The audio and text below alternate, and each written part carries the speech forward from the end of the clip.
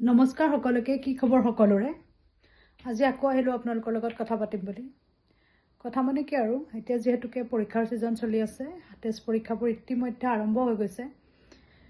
তাৰ পিছত ফেব্ৰুৱাৰীত আছে আমাৰ হায়াৰ সেকেন্ডাৰী মেট্ৰিক পৰীক্ষাৰ্থী সকলৰ পৰীক্ষা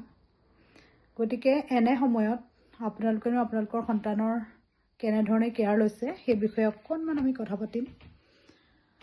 আপোনালোকৰ সন্তান যদি আছে যি মেট্ৰিক আৰু হায়াৰ সেকেন্ডাৰী দিবলগীয়া তেওঁলোকৰ লগত আপোনালোকে খুব সঘনাই কমিউনিকেশ্যনত থাকক কাৰণ তেওঁলোকে এনেকুৱা সময়ত খুবেই প্ৰেছাৰত থাকে কাৰণ খুব ধুনীয়াকৈ পঢ়ি থাকে কিন্তু তেওঁলোকৰ কনফিডেন্সটো আহে যে তেওঁলোকে পাৰিবনে নোৱাৰিব এনেকুৱা ধৰণৰ চিন্তাত থাকে আৰু সকলোৱে বিচাৰে যে এক্সিলেণ্ট হ'ব পৰীক্ষাটো কিন্তু কেতিয়াবা নহয়গৈ কিন্তু তেনেকুৱা ধৰণৰ প্ৰেছাৰ লৈ যাতে আগতীয়াকৈ তেওঁলোকে নিজকে দুৰ্বল কৰি নেপেলায় সেই বিষয়ে আপোনালোকে খুব ধুনীয়াকৈ তেওঁলোকৰ লগত কথা পাতক তেওঁলোকক সোধক যে তেওঁলোকৰ পঢ়া শুনাখিনি ধুনীয়াকৈ হৈ আছে নে নাই তেওঁলোকে পঢ়া শুনাখিনি কমপ্লিট কৰিছে নে নাই কিবা সাবজেক্টত অসুবিধা হৈছে নেকি তেওঁলোকৰ সেই বিষয়ে কথা পাতক তাৰপিছত তেওঁলোকে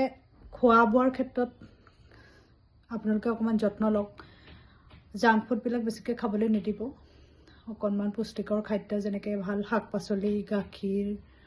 তাৰপিছত প্ৰটিন জাতীয় খাদ্য এনেকুৱা ধৰণৰ ঘৰতে বনোৱা ধুনীয়া খাদ্যবিলাক তেওঁলোকক খাবলৈ দিয়ক যিবিলাক এনাৰ্জেটিক হয় আৰু আপোনালোকৰ ফালৰ পৰাও তেওঁলোকক কি নকৰিব বহুত বেছি প্ৰেছাৰ নিদিব ঠিক আছে আৰু বহুত বেছি প্ৰেছাৰ দিলে কি হয় ল'ৰা ছোৱালীয়ে পঢ়াখিনিও নোৱাৰা হৈ থাকে সেইকাৰণে অকণমান বন্ধুত্বসুলভভাৱে তেওঁলোকৰ লগত আলোচনা কৰক যদি কিবা বিষয়ত অসুবিধা আছে তেওঁলোকক কওক যে ইমান বেছি টেনশ্যন লোৱাৰ প্ৰয়োজন নাই যিহেতুকে তোমালোকে বছৰটো পঢ়িয়ে আছা এতিয়া যি হ'ব তোমালোকৰ ভালেই হ'ব এনেধৰণে বুজাওক আৰু এইখিনিতে মই এটা কথা উল্লেখ কৰিম যিসকলৰ সন্তান হোষ্টেলত আছে বা বাহিৰত এনেকৈ ঘৰ লৈ পেলাই পঢ়া শুনা ক্ষেত্ৰত বাহিৰৰ ঘৰৰ পৰা আঁতৰত আছে তেওঁলোকক এইখিনি সময়ত পিতৃ মাতৃয়ে গৈ পেলাই সময় দিয়ক যাতে তেওঁলোকে অকলশৰীয়া অনুভৱ কৰি বেছিকৈ প্ৰেছাৰত নাহে কাৰণ বহুত সময়ত দেখিবলৈ পোৱা যায় অকলশৰে যিধৰণে থাকি পেলাই ল'ৰা ছোৱালীবিলাকে প্ৰিপাৰেশ্যন কৰে তেওঁলোকৰ ক্ষেত্ৰত কি হয় তেওঁলোকে মেণ্টেল প্ৰেছাৰটো একেবাৰে ল'ব নোৱাৰে লাষ্টত গৈ পেলাই পঢ়ি থাকে আৰু লাষ্টত কি কৰেগৈ কনফিডেন্স নথকাৰ কাৰণে বহুত সময়ত বেয়া সিদ্ধান্ত এটা লৈ লয় যিটোৱে পিছত বহুত আমাক দুখ দিয়ে আমাৰ সমাজৰ মানুহখিনিক যিসকল সক্ৰিয় হৈ থাকে তেওঁলোকক দুখ দিয়ে 2022 চনত তেনেকুৱা এটা ঘটনাৰ সন্মুখীন হৈছিলোঁ মই আমাৰ বিশ্বনাথ চাৰিআলিৰ এগৰাকী ষ্টুডেণ্ট খুবেই ব্ৰিলিয়েণ্ট ষ্টুডেণ্ট যিদিনাখন হায়াৰ ছেকেণ্ডেৰী CBSE ল'ৰা আছিলে হায়াৰ ছেকেণ্ডেৰী পৰীক্ষা আৰম্ভ হ'ল তেওঁ নিজকে শেষ কৰি পেলালে কিন্তু বহুত চোকা ল'ৰা আছিলে কিন্তু তেওঁ কি কৰিছিলে হোষ্টেলত নাছিলে কেয়াৰটেকাৰ দি পেলাই দেউতাকে ঘৰত ৰাখিছিলে চাগে বেলেগকৈ ঘৰ লৈ পেলাই ৰাখিছিলে কিন্তু পৰীক্ষাৰ দিনাখনেই যিদিনাখন পৰীক্ষা আৰম্ভ হ'ব সেইদিনাখনেই ৰাতিপুৱা তেওঁক দেখা পোৱা গ'ল এটা তেওঁ ভুল সিদ্ধান্ত ল'লে যিটো সকলোৰে কাৰণে এটা অসহনীয় চিন্তা অসহনীয় বিষয় গতিকে মই ভাবোঁ আপোনালোকে তেওঁলোকৰ সৈতে সময় দিয়ক যদি হোষ্টেলত থকা ল'ৰা ছোৱালী আছে তেওঁলোকক কওক প্ৰেছাৰ নিদিয়াকৈ বুজাওক যদি কমপ্লিট হৈছে পৰীক্ষা দিয়ক কাৰণ পৰীক্ষা কি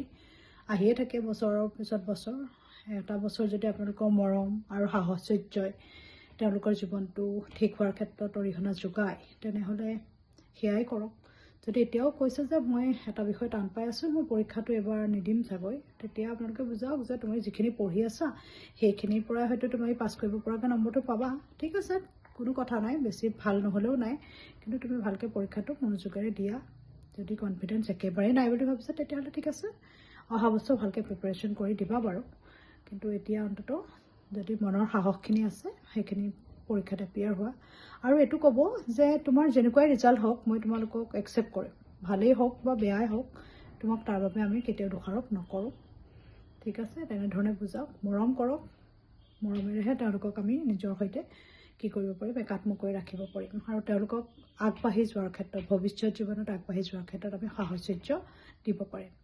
চ' এইখিনি আছিল মোৰ কথাখিনি ধন্যবাদ